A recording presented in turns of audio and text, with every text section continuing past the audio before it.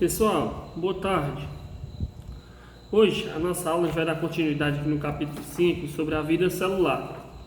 Nas aulas passadas, vocês lembram que a gente viu as diferenças e as características das células eucarióticas e das células procarióticas. As células procarióticas, o que é que elas são? Quais suas características? Elas são células simples, não possuem carioteca, automaticamente não possuem núcleo e a única organela que elas possuem são os ribossomos. Os ribossomos que produzem proteínas, que fazem síntese de proteína. Já as células eucarióticas são células mais complexas. Por que são células mais complexas, Jorge? Porque elas são bem mais organizadas do que as células procarióticas. A principal característica que diferencia a eucariótica da procariótica é que a eucariótica possui carioteca. Qual é a função da carioteca? Delimitar o material genético formando o núcleo. O que é o material genético? O material genético é o DNA e o RNA.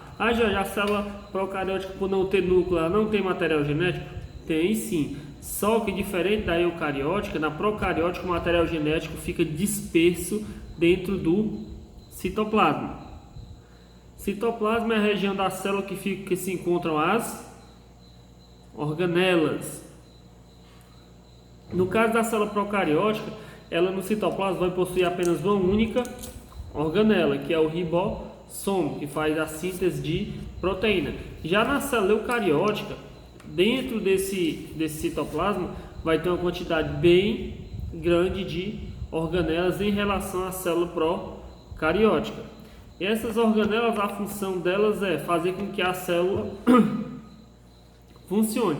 É como se fossem nossos órgãos, as organelas são os órgãos da célula. Qual é a função dessas organelas? É produzir energia, fabricar proteína, entre outras substâncias, remover resíduos e reproduzir. Então, todas essas organelas, elas vão ter sua determinada função dentro das células. Eu devo ter falado a vocês que os organismos são classificados de acordo com a sua quantidade de células.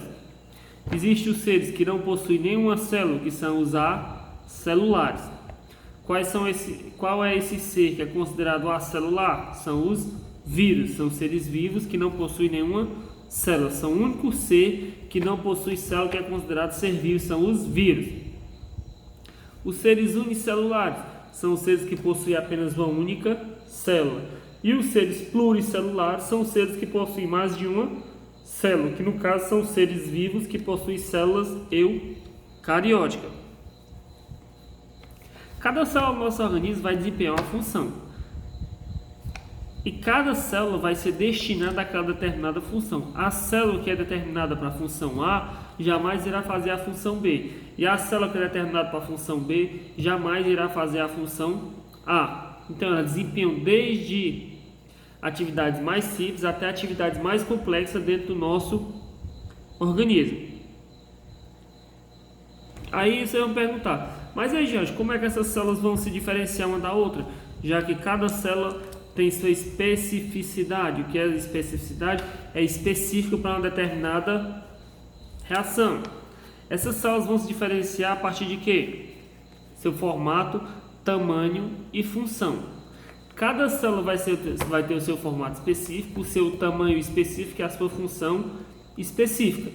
E quem é que indica? Essa célula vai fazer isso, essa célula vai fazer aquilo? Quem é responsável por a determinação da especialização de cada célula é o nosso DNA. Então o DNA vai ficar encarregado de destinar as atividades para determinada célula.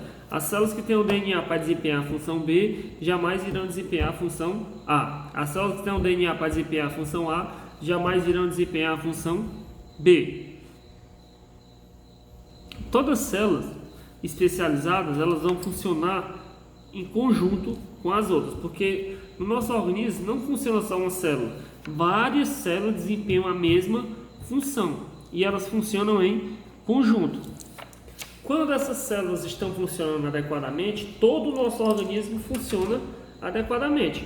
Agora, quando dá problema aí, bagunça tudo, aí desanda tudo. Então, todas as células têm que estar trabalhando perfeitamente para que o nosso organismo possa funcionar perfeitamente.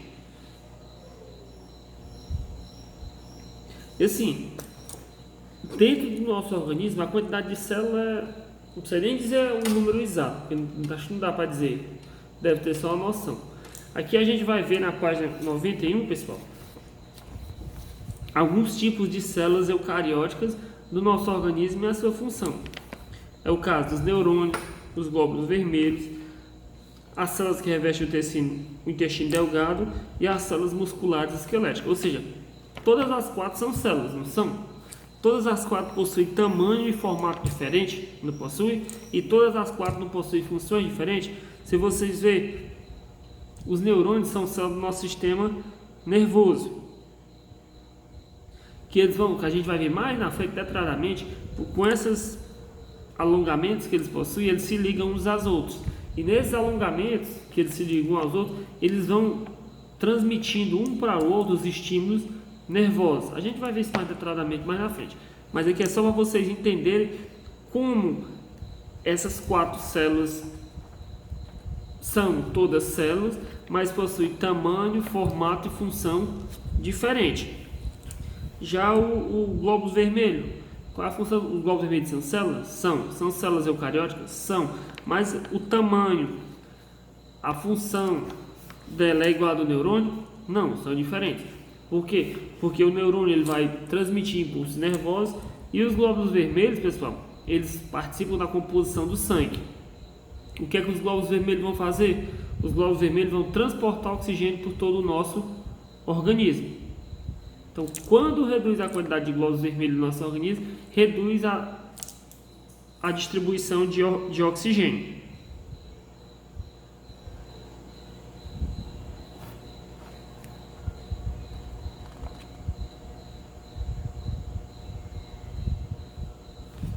Então, cada uma delas tem sua função. Já o tecido muscular, as células esqueléticas, que vão o quê? Vão fazer parte da constituição dos nossos músculos, que são responsáveis pelo movimento de sustentação do nosso corpo. A célula de revestimento do intestino delgado,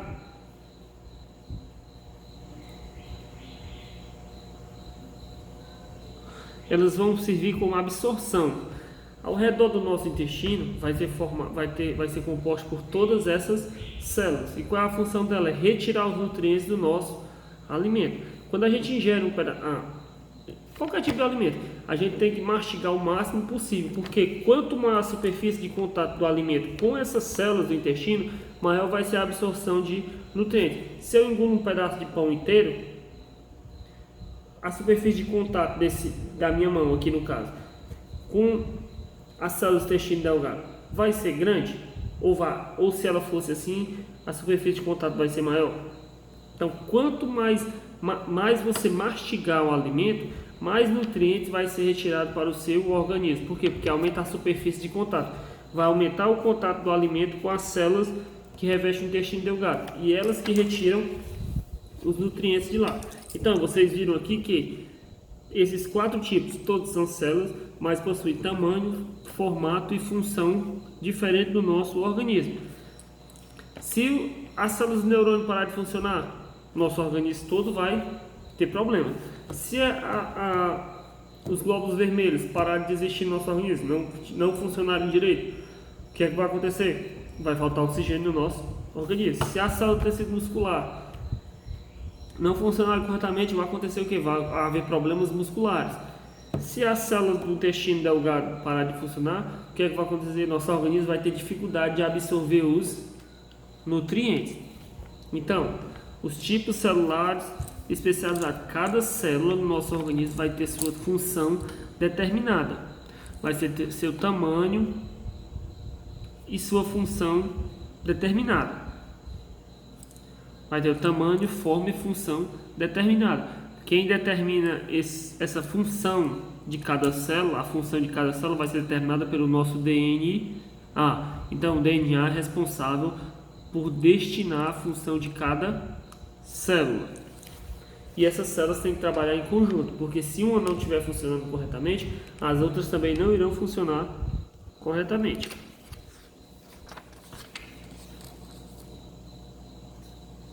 Aqui vocês vão ver na página 92 a representação de algumas células de uma folha, a quantidade de células em uma folha. As células de revestimento, as células de cloroplasto e as células de transporte de seiva. A gente viu aqui na página anterior as células que representam os animais. Todos os animais vão ter neurônio, tecido, glóbulo vermelho, células do intestino delgado e tecido muscular. Já os vegetais vão ter, isso aqui são exemplos de células vegetal: célula de transporte de seiva, célula com cloroplasto e célula de revestimento. As três são células.